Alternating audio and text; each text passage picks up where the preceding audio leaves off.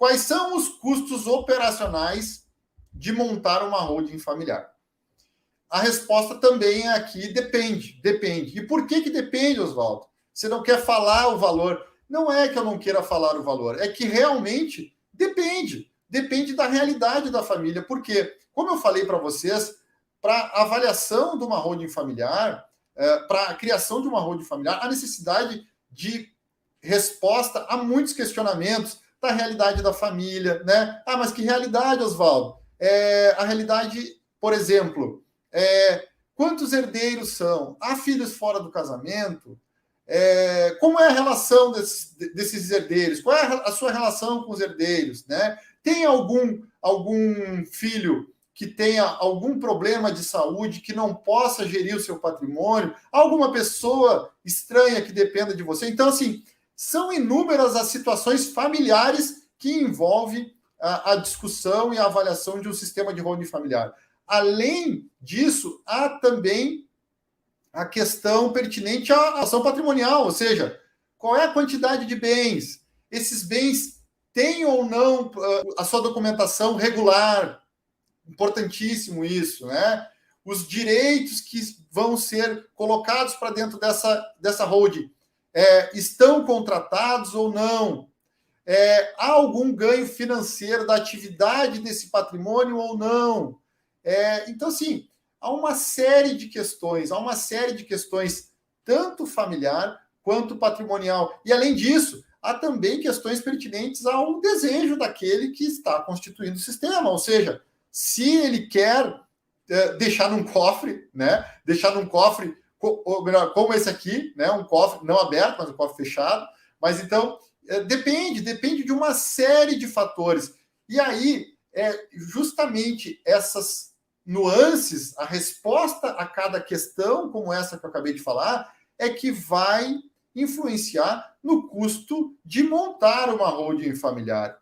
E é isso que se inicia na sessão de viabilidade. É lá que essas respostas vão ser oferecidas, né? É lá que você vai falar sobre tudo isso, né? E aí vai permitir que depois da sessão de viabilidade e feito o diagnóstico de que é possível, se parta por uma segunda etapa do processo de constituição da holding, que é a elaboração de um planejamento efetivo no papel, um croquis da estrutura dessa holding, como ela vai funcionar, e aí de quanto ela vai custar. Então, a primeira etapa para se saber quanto vai custar é a sessão de viabilidade.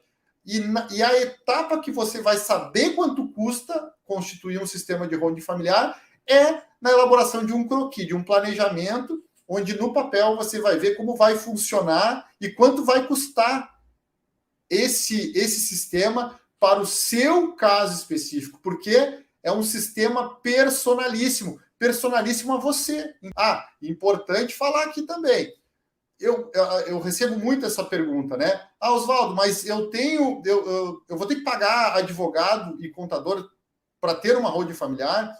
Eu te diria o seguinte: numa holding familiar que ela tem o objetivo de fazer um cofre, né? De ser um cofre de uma empresa que não faz nada, que não tem atividade operacional nenhuma, que não emita nota fiscal, que ela não vai exercer nenhuma atividade, eu te diria o seguinte: via de regra, não há obrigatoriedade de ter advogado e contador. Não há. Porque essa empresa não vai ter movimentação, ela não vai ter funcionário, ela não vai ter que pagar ninguém. Então, assim, via de regra, ela não precisa ter essa despesa. É claro que, como toda empresa, inclusive nós, pessoas físicas, nós temos obrigações fiscais, obrigações anuais com a Receita Federal, né?